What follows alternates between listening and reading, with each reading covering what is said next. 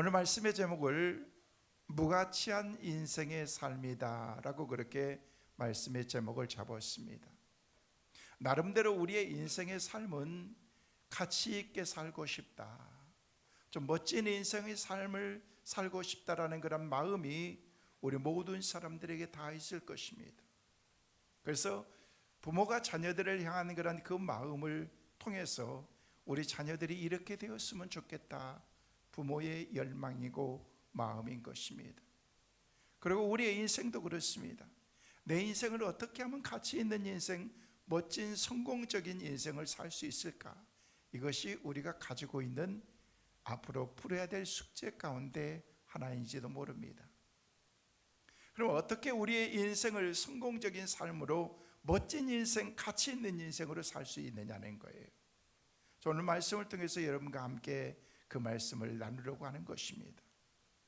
여러분, 보통 우리가 밭을 가는 것을 기경이라고 그렇게 말합니다. 땅을 뒤엎는다라는 그런 말로서 기경하는 것입니다. 근데 땅을 엎는 것을 그렇게 기경이라고 얘기한다면은 우리의 마음을 엎는 것을 뭐라고 얘기할까? 저는 그것을 심경이라고 생각해 보았습니다. 마음을 뒤집어 엎는 것입니다. 우리의 삶을 새롭게 만들기 위해서는요, 내 마음을 완전히 뒤집어 엎어서 새롭게 만들지 않으면 우리의 삶이 새로워질 수가 없는 것입니다. 그래서 유명한 선지자였던 예레미야 선지자는 우리에게 말하기를 네 마음을 기경해라, 쉽게 해서 네 마음을 갈아엎으라 라고 그렇게 말한 것입니다. 왜? 그 마음 가지고 네가 그렇게 살 수 없기 때문에, 안 되기 때문에 하나님께서는 선지자를 통해서 네 마음을 갈아엎어야 된다, 그래야 네가 새로운 삶이 될 수 있다라고 그렇게 우리에게 말하는 것입니다. 여러분, 지혜서라고 말한 잠언서에도 보면 잠언 4장 23절 말씀에 보면은요, 우리에게 그렇게 말씀하고 있습니다. 함께 보실까요? 무릇 지킬 만한 것보다 더욱 내 마음을 지키라, 생명의 근원이 이에서 남이니라. 아멘. 우리가 지켜야 될 것들이 많이 있지만 그 가운데서도 가장 중요한 것은 네 마음 지키라는 것입니다. 네 마음. 우리의 일생에서 가장 중요한 일은 자기 마음을 하나님의 말씀으로 날마다 다스리고 그 말씀 앞에 복종하고 날마다 그 말씀을 통해서 새로워지는 것입니다.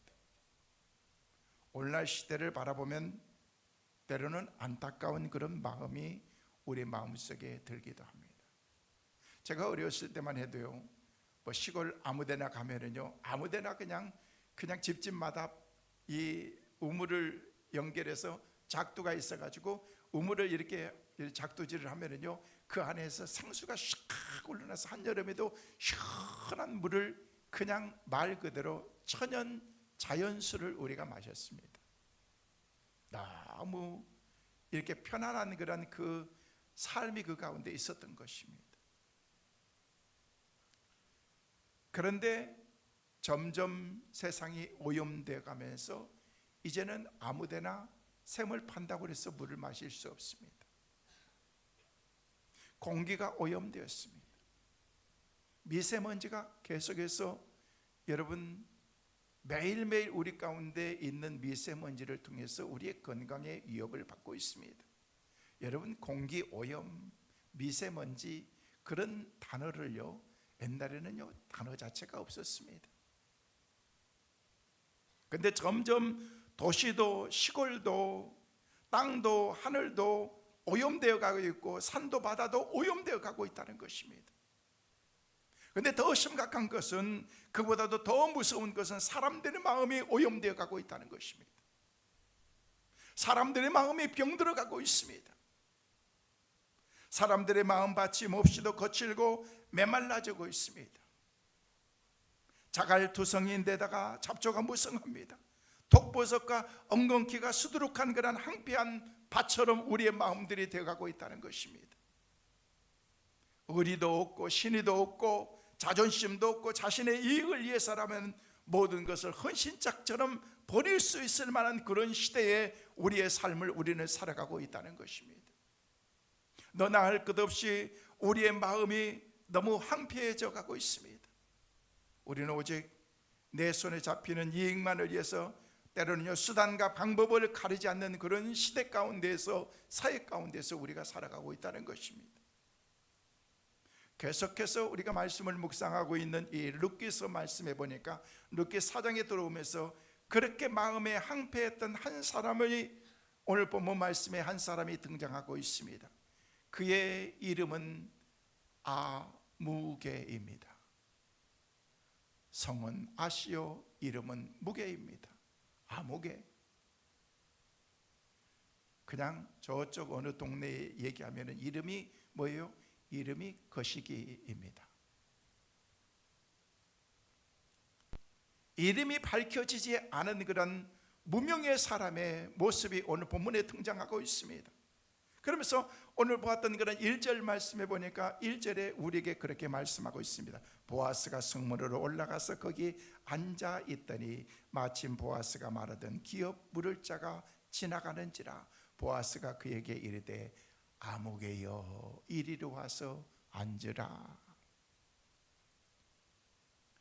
룻을 보아스가 돌려보내고 난 다음에 성문 위에 올라가서 거기 앉았습니다. 당시 성문은요 사람들이 일터에서 일을 하고 반드시 지나가는 그런 그 어떤 그런 골목에, 지나가는 길목에 있었던 것입니다. 그러므로 이것은 자연스럽게 사람들이 많이 지나가는 광장이었고 필요한 물건들을 서로 파는 그런, 사고 파는 그런 시장이 열리기도 했던 것입니다. 동시에 억울한 일, 어려운 일 당한 사람들의 문제를 해결해 주는 재판정 역할도 했던 것이 바로 그것이었던 거예요.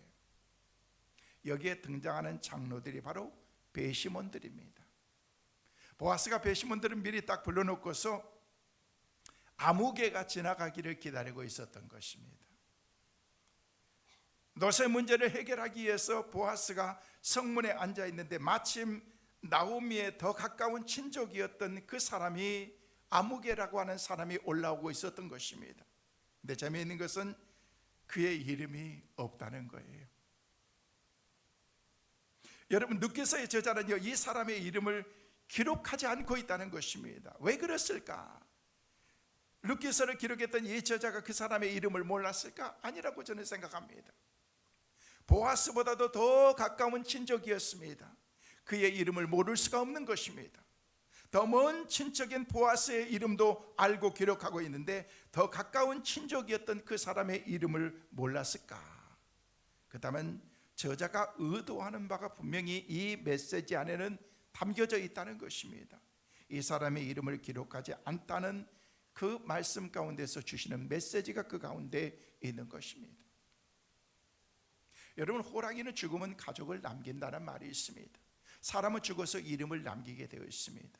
그 사람이 어떤 삶을 살았던 모든 사람들에게 아무개라는 그런 이름을 우리가 가지게 되고, 또 사람들의 생각 속에서 잊어버린다고 할지라도 자녀들을 통해서, 후손들을 통해서 우리의 할아버지, 증조 할아버지, 우리의 아버지는 이런 분이었다라는 것들을 늘 생각하면서 살게 됩니다.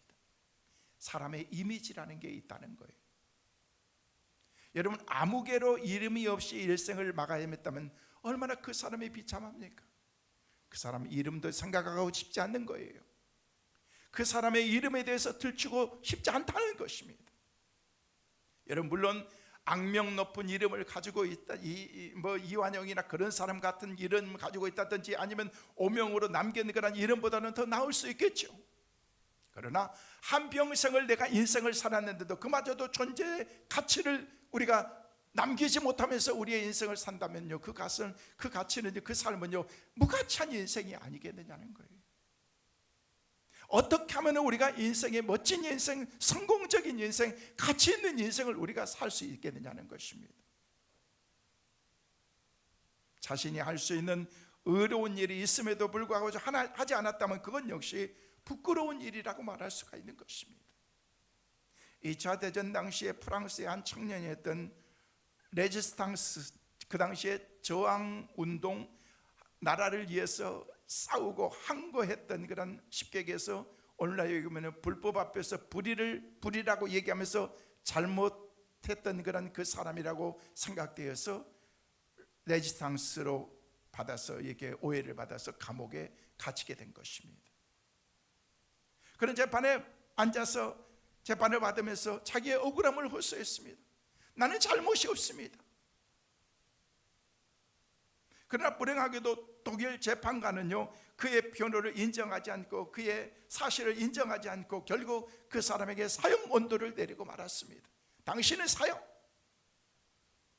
나는 죄가 없는데라고 그렇게 얘기했지만은요, 그런 걸 아랑곳하지 아니하고 그 사람에 대해서 사형 언도를 내려버리고 만 것입니다. 감옥 안으로 돌아와서 같은 방에 있는 그런 다른 죄수들에게 억울함을 호소했습니다. 나는 잘못이 없습니다. 나는 한 것이 아무것도 없습니다. 근데 내게 이렇게 사형을 한다는 것은 이건 너무 억울합니다 라고 그렇게 얘기하면서 막 하소연을 하고 있는 것입니다. 근데 그 감옥 안에 있었던 멤버 가운데서 진짜 레지스탕스가 있었던 것입니다. 그 하소연을 듣고서 그 사람은 그 청년에게 이렇게 말합니다. 사랑하는 조국이 그렇게 어렵고 힘들고 어려운데 당신이 아무것도 하지 않았단 말입니까? 당신의 죄는 바로 그것이 큰 죄입니다. 당신은 죽어 마땅합니다 라고 얘기했다는 것입니다.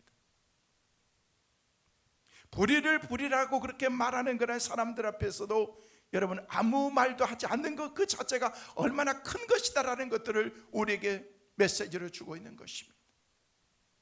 잘못된 세상 가운데서도 불의가 싹트고 있는 그런 가운데서도 정의 앞에서도 올바르게 행하지 못하는 그런 그의 모습들, 그것이 바른 것인가?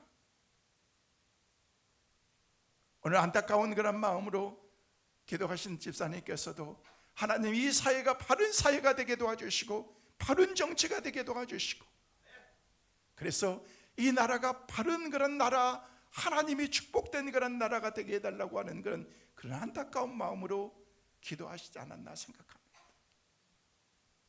뉴스에는 나오지 않지만은요, 올림픽 경기장에 수많은 그런 대학생 청년들이 모여서 나라가 바로 세워지기를 위해서 애타게 그들이 데모하면서 바른 정치 그리고 바른 나라가 될 수 있도록 하는 그런 그 마음의 안타까운 마음으로 어른들이 움직이지 않으니까 젊은 사람들이 막 젊은 청년들이 대학생들이 그렇게 움직여서 전혀 밖으로 나오지도 않고 뉴스도 나오지 않는 내용들인 거죠. 여러분 인터넷이나 보십시오. 얼마나 심각한 그런 문제. 우리는 불의 앞에서 불의라고 얘기하면서 잘못된 것을 잘못된 것이라고 얘기하는데 해야 되는데, 저는 말씀을 묵상하면서 제 자신이 하나님을 회개하면서 내가 중립이 아니라 하나님 앞에서 바로 선 믿음의 사람으로서 나는 이 편도 저 편도 아니라는 것이 아니라 정의 앞에서 바로 서서 바른 것이라고 말해야 되는데 그렇지 못한 그런 내 모습이 때로는 하나님 앞에서 너무 부끄럽고 사랑하는 성도들로 하여금 바른 것들을 바로 판단할 수 있도록 가르쳐야 되는데 그렇지 못한 것 같다라는 그런 마음이 제 마음속에 솔직하게 남아 있습니다. 사랑하는 성도 여러분, 현대 그리스도인 중에도 성도로서 최소한 의무를 우리가 지키고 그것으로 우리의 성도의 삶을 다 사는 것처럼 생각하는 사람들이 얼마나 많이 있습니까? 그냥 가만히 있는 것이 좋은 것이니까 그렇게 생각하는 것이 아니라 잘한 것은 잘한 것이다라고 박수하고 잘못된 것은 잘못된 것이라고 그렇게 말할 수 있는 그런 떳떳한 신앙과 믿음을 우리가 가져야 되는데, 사람들이 어떻게 생각할까? 내가 이렇게 하면 다른 사람들이 뭐라고 판단할까? 이렇게 설교하면 성도들이 시험 들 텐데 라는 그런 마음들을 가지면서 올바로 살지 못한 것 같다라는 그런 그 마음이 제 마음속에 있다는 것입니다. 11조 생활했으니까 그래도 적어도 주일날 낮 예배 한 번은 나왔으니까 온전하게 신앙생활 성도로서의 사명을 다 감당한 거지 라는 그런 그 착각에서 벗어나라는 것입니다. 예수님은 너희는 세상의 소금이가 너희는 세상의 빛이다라고 그렇게 우리 주님이 말씀하셨던 것입니다. 그 빛을 등경 밑에 두지 말고 온 세상이 비춰질 수 있도록 빛을 비추는 믿음의 사람이 되라고 그렇게 우리에게 말씀하고 있는 것입니다. 우리는 무명시로 살아서는 안 되는 것입니다. 유명시로 이름이 있는 사람으로 살아야 된다는 것입니다. 그렇다면 왜 이 사람의 이름이 가치 없는 것으로 여겨져서 사람들의 주목에서 벗어나는 사람이 되었는가? 사람의 이름도 없는 사람으로 가치 없는 인생으로 이렇게 살게 되었는가?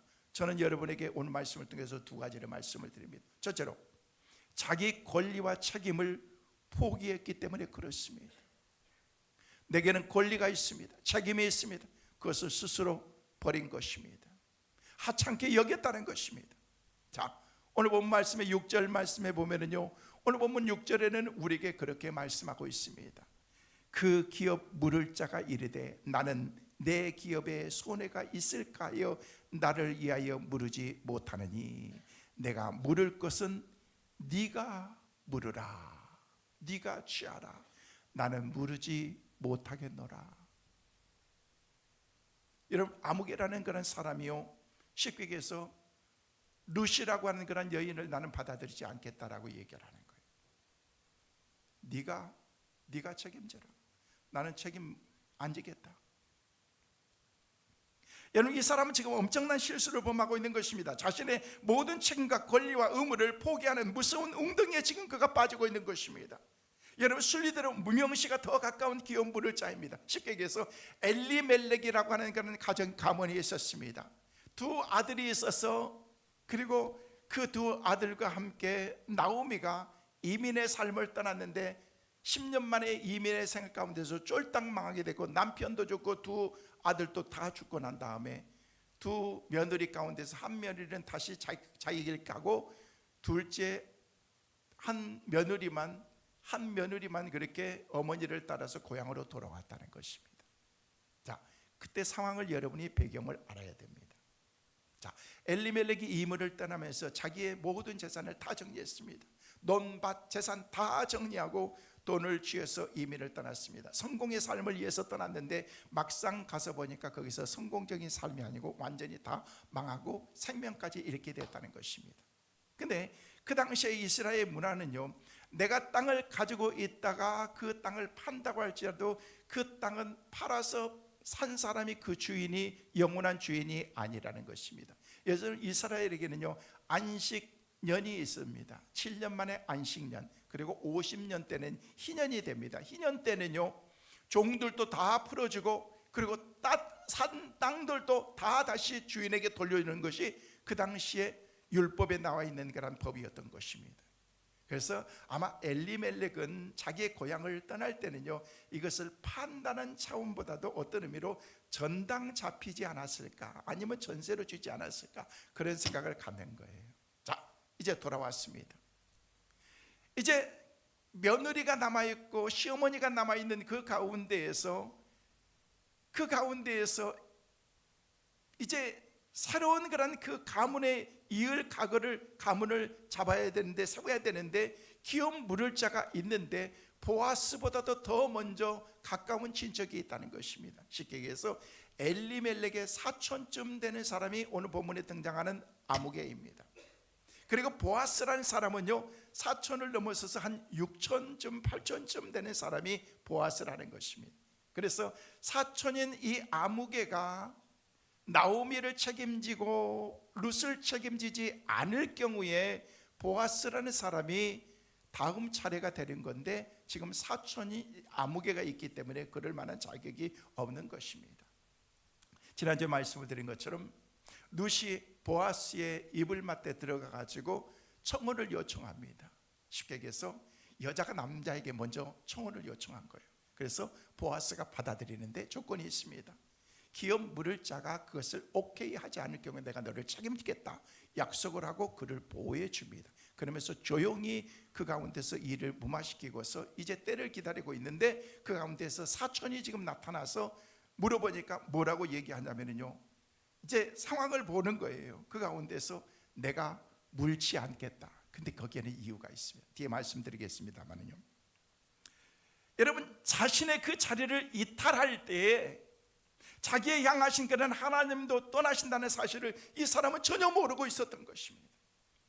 스데반 집사의 이름이 아름다운 것은요, 그가 무리들의 돌팔매 앞에서도 피를 흘리면서 죽어가면서도 자신의 그 자리를 떠나지 않고 버리지 않았다는 거예요. 여러분, 사도 바울이 이대한 것은요, 극심한 환난 가운데서도 예수를 향해서 달려가는 그 길을 끝까지 포기하지 않았기 때문에 그 사람이 정말 사도 바울로서 아름다운 그런 사역을 감당할 수 있었던 것입니다. 사울은 겸손한 마음으로 시작했지만 하나님의 마음에 합한 왕의 위치를 이탈해서 교만했기 때문에 하나님께서 그를 버리셨다라고 그렇게 말하고 있는 거예요. 그러나 다윗은 비록 한 여인을 범하고 그의 남편까지 죽이고 인간적인 방법으로 블레셋으로 도망해서 거짓말을 하고 범죄하고 숱하게 인생을 아주 험난하게 살았음에도 불구하고 그런 다윗을 이는 내 마음에 합한 자라고 하나님께서 그렇게 인정하고 칭찬하셨다는 것은 결국 돌이켜서 자기 자리에 다시 서서 하나님의 사람으로 바로 서 있는 그런 그 모습을 바라보면서 하나님께서 그를 인정하셨다는 거예요. 성도 여러분, 왜 세상이 점점 시끄러워질까요?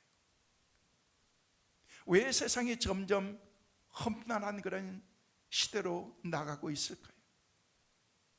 사람들이 자기 자리를 버렸기 때문에 그런 것입니다. 우리는 보통 그냥 어떤 문제가 있을 때 이것은 대통령이 책임져야 된다, 국회의원들이 책임져야 된다, 정치가들이 책임져야 된다. 죄송합니다. 아닙니다. 여러분의 책임입니다. 인정하고 싶지 않겠지만 바로 여러분의 책임입니다. 왜? 문제가 있는 사람들을 여러분이 세웠기 때문에 그런 것입니다.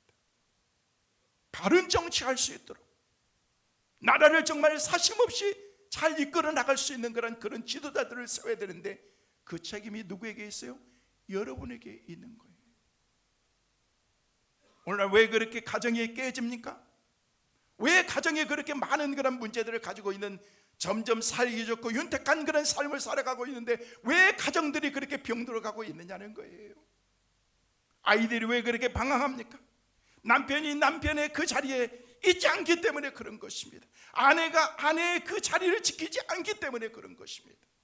사랑하는 성도 여러분, 지금 저와 여러분은 어떻습니까? 여러분의 서 있는 그 자리에는 정말 꼭 여러분이 서 있어야 될 그 자리에 여러분이 서 계십니까?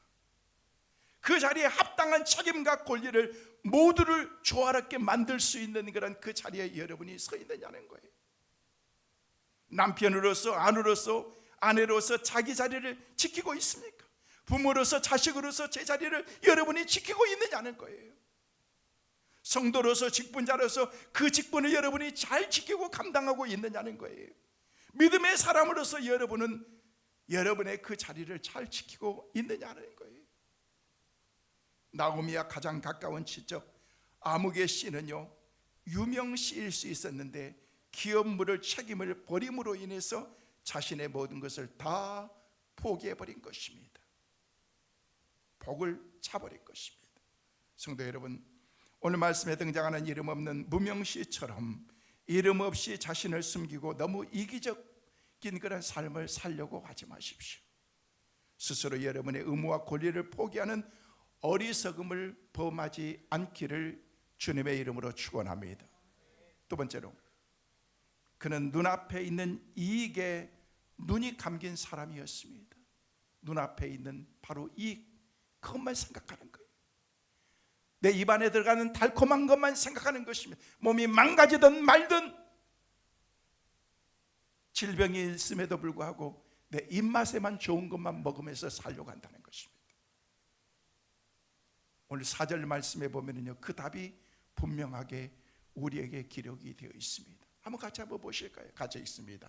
내가 여기 앉은 자들과 내 백성의 장로들 앞에서 그것을 사라고 내게 고하여 알게 하려 하였노라.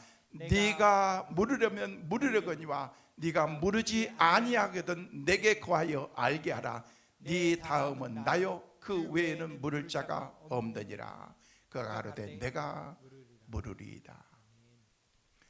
자, 6절 말씀에는 뭐라고 말씀하셨어요? 그 앞에 말씀에는요, 뭐라고 얘기했어요?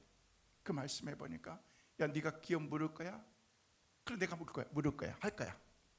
쉽게 얘기해서 무슨 얘기냐면요, 아비멜렉이 지금 이민을 갔습니다. 갈 때 어느 정도의 전당포에다 다 맡겨놓고서 갔는데 그 돈만 지불하게 되면은요, 나이 먹은 나오면은 죽으면은요, 이제 그 다음부터는요, 그 재산이 내 것이 될 거라는 생각을 가지게 된 거예요.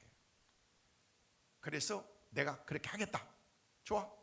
거기서 나온 그런 이 양식 곡식 재산으로 해서 나오미에게 주고 룻에게 조금씩 주면서 그렇게 하면 그래, 나 이제 살다 보면은 그게 내 거 되겠지라는 그런 생각을 갖게 된 거예요. 한다 그러니까 그 가운데에서 다시금 보아스가 얘기합니다. 조건이 있다. 또 다른 계약을 얘기하고 있는 것입니다. 이게 4절입니다. 내가 여기 앉은 이들과 내 백성들, 이렇게 참관인들인 거죠. 장로들 앞에서 그것을 사라고 네게 말하여 알게 하였더라. 만일 네가 물으려거든 물으려거냐, 만일 물으지 아니하면 내게 구하여 알게 하라. 네 다음은 나다라고 그렇게 얘기한다는 것입니다.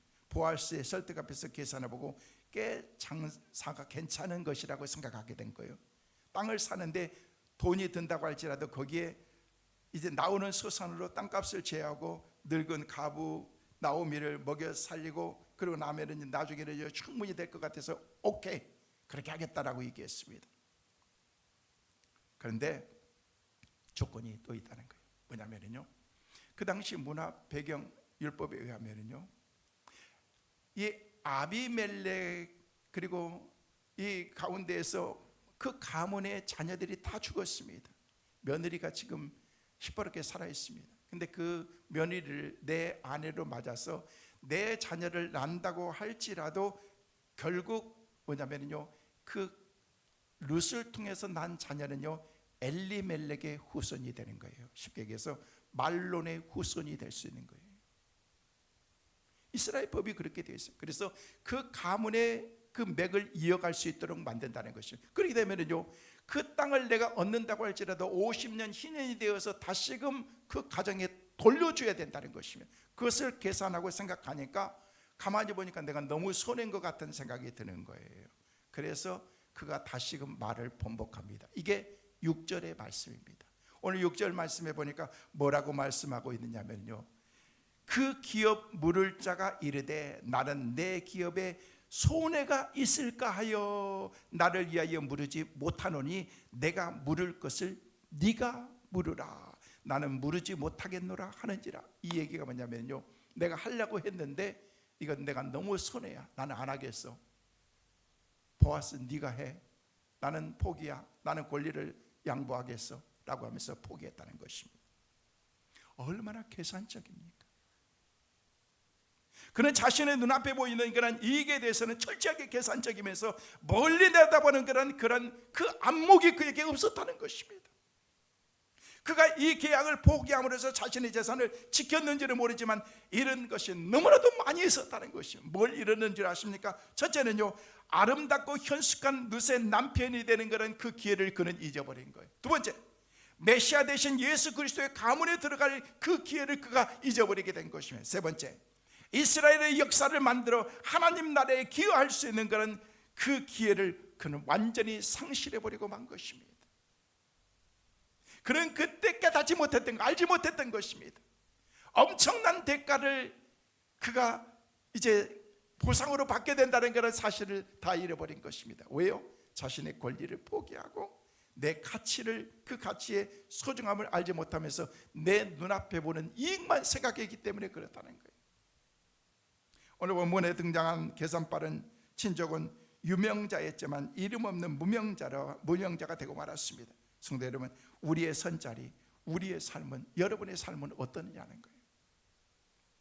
여러분, 이것이 주님 당시에 있었던 그런 이 엘리멜렉이나 보아스나 룻을 통해서 주신 그런 메시지로만 생각하지 말고 하나님께서 오늘 이 시간 내게 주신 그런 하나님의 메시지가 뭔가를 알아야 된다는 거예요. 옛날 자기 집에서 산책길에 자신이 고용한 그런 정원사가 땀을 뻘뻘 흘리면서 자기의 정원을 가꾸면서 산책길을 가꾸고 그리고 자기의 정원을 날마다 정성을 향해서 정성을 다해서 다 가꾸는 거예요. 너무 부지런한 거예요. 주인이 보면서 야, 저 사람 정말 성실한데, 그러면서 열심히 일하고 난 다음에 일 끝나고 나면은요, 그 하단에 있는 그런 화분, 나무로 된 그런 큰 화분들을 바라보면서 그 화분에다가 그림을 그리고 또 그 화분을 막 조각을 만들기 시작하더라는 거예요. 그래서 너무 이상해가지고 주인이 그 사람에게 찾아갔어요. 당신은 당신 할 일만 하면 되는 거지 왜 그렇게 시키지 않는 일까지 그렇게 다 하냐? 나는 이곳에서 일하는 게 너무 좋습니다. 그러면서 자기가 하던 그런 일들을 해서 당신이 그렇게 얘기한다고 해서 저 일한다고 해서 내가 품값을 더 주는 것도 아닌데 나는 그런 걸 바라보지 않고 합니다. 그러면서 화분에다가 막 조각도 하고 이런 일들을 하는 거예요. 근데 보니까 너무 예사롭지 않는 거예요. 네 실력이, 네가 가지고 있는 그런 그 예술품의 그 실력이 보통 아닌 것 같다. 당신은 그냥 더 이 분야에 대해서 공부를 했으면 좋겠다. 우리 집에서 일도 하면서 공부도 하고 그래서 이 사람이 조각 공부를 돈을 들여서 시작하게 됩니다. 몇 년 동안 조각 공부를 하고 난 다음에 이 청년은 두각을 나타내면서 마침내 위대한 인물이 되기 시작합니다. 그가 바로 이탈리아 르네상스 시대의 최대의 조각가여 건축가인 화가인 미켈란젤로였던 것입니다. 성도 여러분, 요즘 시대를 보십시오. 직장에서 5분 늦어지고 10분 늦어지면 오버타임이 생각합니다. 큰일 나는 줄 압니다. 이런 이기적이고 눈앞에 이익에 치중하는 그런 일꾼으로 눈으로 보면요, 이 젊은이는 미켈란젤로는 바보처럼 보였을 것입니다. 저렇게까지 할 필요가 뭐가 있어? 지 할 일만 하면 되는 거지 라는 그런 생각을 했을 것입니다. 그러나 먼 앞에 모든 것들을 바라보면서 이것은 큰 일을 이루는 일이었던 것입니다. 무명의 젊은이가 유명한 미켈란젤로가 될 수 있었던 것입니다. 우리의 선자리, 우리의 삶은 어떻습니까? 여러분의 삶은 어떤 일이라는 거예요? 여러분 강원도 같은 데 보면요, 밤중에 그냥 바닷 가운데 환하게 막 불빛이 막 찬란하게 있습니다. 오징어 배입니다. 오징어 배는요, 배 주변에서 불을 환하게 밝혀서 그 주위를 그냥 환하게 밝힙니다. 바다에 있는 그런 오징어들이 불빛을 보면서 다 그곳에 화려함을 쫓아 찾아오게 되어 있습니다. 어김없이 어부들은 낚시로 그물로 해서 그 오징어를 다 끄집어 올립니다. 우리는 돈의 불빛, 권력의 불빛, 명예의 불빛, 세상적인 쾌락의 불빛에 우리의 마음을 다 빼앗기면서 우리가 그곳으로 나가고 있다는 것. 밤거리 화려한 등불을 따라갔다가 세상의 그물에 걸려서 허우적거리는 그런 사람들이 얼마나 많이 있습니까? 무명씨처럼 사는 그런 유명씨가 너무 많습니다. 세상의 유혹 앞에 넘어지고 눈앞의 이익 때문에 모든 것을 포기해버리고 눈앞에 있는 그런 세상적인 쾌락이나 유흥이나 그런 것들을 통해서 영적인 것은 관심을 두지 않는 그런 시대가 되어버리고 말았다는 것입니다. 알퐁스 도데라고 하는 그런 사람이 쓴 황금뇌를 가진 사나이라는 그런 소설이 있습니다. 그 소설의 내용에 보면요, 옛날에 머릿속에 온통 황금으로 된 사나이가 있었습니다. 그가 세상에 태어났을 때 의사들은 이 어린아이는 오래 살지 못합니다. 어린아이로 태어났는데 머리가 너무 무거운 것입니다. 그래서 자기 머리도 주체하지 못한 것입니다. 그래서 오래 살지 못할 것입니다. 부모는 태어났기 때문에 그 어린아이를 예쁘게 잘 이렇게 하면서 하는데 어느 날 머리를 주체하지 못해서 그냥 계단에서 뚝 떨어져 가지고 바닥에 떨어졌는데, 그냥 바닥에 있는 그런 이 층계에서 떨어져서 그냥 세게 부딪힌 것입니다. 그래서 바닥에 떨어져서 부딪히는 순간, 그냥 대리석에 부딪히는 순간 막 쇠 소리가 나면서 털크당 소리가 딱 나는데 큰일 났구나 생각하면서 가보니까 머리가 그냥 찢겨지고 터져 있는데, 근데 가만히 보니까 머리가 터진 데에서 피가 나오는 게 아니고 금이 나오는 거예요. 금조각이 나오고 번쩍번쩍 금조각이 있는 거예요. 금조각이 있어가지고 보니까 이 머리가 금으로 이렇게 되어 있는 것입니다. 여러분도 좀 궁금하면 오늘 가서 깨보세요. 금이 나온지 피가 나온지. 그래가지고 보니까 야, 이거였구나 생각해가지고 그때부터 그냥 누가 유괴할세라, 누가 그냥 막 훔쳐갈까라 자기 아기를 막 보호를 하면서 18살 성전이 딱 되고 난 다음에 엄마가 얘기를 합니다. 사실은 너의 출생의 비밀이 있는데 네 뇌는 그냥 뇌가 아니고 네 뇌는 금으로 되어 있다. 너를 지금까지 18년 동안 키우면서 엄마 아빠가 얼마나 마음고생, 이렇게 고생이 많았는데 우리를 위해서 네가 뭔가를 하나 딱 해줬으면 좋겠다. 뭐든지 얘기하라고 그랬더니 네 머리에 있는 금 가운데서 호도만한 그런 그 금만 하나 조금만 줬으면 좋겠다. 부모를 위해서 호도가 뭐예요? 수박만한 것도 다 줄 수가 있는 거죠. 그래서 그렇게 하겠다고 해가지고 머리에서 호도만한 그런 금을 떼가지고 엄마에게 준 거예요. 여러분, 금 한 돈이 요즘 얼마예요? 100만 원 가까이 되잖아요. 그 호도만한 그런 금덩어리가 이거 얼마나 가치 있는 게 너무 좋아가지고 그러면서 그런데 야, 이게 보니까 내 머리에 금으로 가득 차 있는데 이 금을 가지고 살면은 나는 멋진 인생을 세상에서 살 수 있어. 막 자신만만한 그래. 그러면서 나는 왕족처럼 살 수 있다. 그때부터 막 낭비하기 시작하는 것입니다. 막 끄집어내서 쓰기 시작하는 것입니다. 못된 친구에게 사기도 당하고 도둑도 맞고, 그러다가 마침내 머릿속이 다 비어서 인생을 제대로 살지 못한 채 죽음에 이르게 된다는 내용이 바로 알퐁스 도데의 소설 가운데 나와 있습니다. 황금뇌를 가진 사나이. 그 책의 마지막의 내용은 뭔 줄 아십니까? 골빈 인생. 골이 다 비었어요. 여러분은 지금 골이 채워졌나요? 비어있나요? 어떤 사람들 보면요, 죄송해요, 골빈 사람들 많습니다. 생각도 없고 미래도 없고 일도 없이 그렇게 살아가는 것입니다. 지금도 눈에 보이는 것 때문에 이런 인생을 사는 사람들이 많이 있다는 것입니다. 유명한 사람인데 무명한 사람, 무명시처럼 그냥 아무개처럼 살고 있다는 것입니다. 그 이름이 무명시로 끝난다면 그것처럼 서글픈 일이 어디 있겠느냐는 거예요. 말씀을 정리합니다. 성도 여러분, 여러분의 선 자리는 진짜 바로 서 있습니까? 아름다운 자리입니까? 여러분의 선택의 기준은 무엇입니까? 제가 지난주에 여러분들에게 숙제를 나눠드렸습니다. 과제를 가지고서 사십시오. 무슨 숙제였습니까? 다른 사람 씹지 말라는 거예요. 뒤에서 험담하지 말라는 거예요. 다른 사람 헐떡하지 말고 그냥 다른 사람 인정해 주라는 것입니다. 저는 자신 있게 여러분에게 말씀을 드립니다. 지난 한 주간 그 누구도 제가 씹어본 적이 없습니다. 그런데 너무 힘들었습니다. 입이 막 근질근질해서 씹고 깨물고 싶어가지고 이게 쉽지가 않더라고 보니까. 여러분은 어떻게 사셨는지 모르겠어요.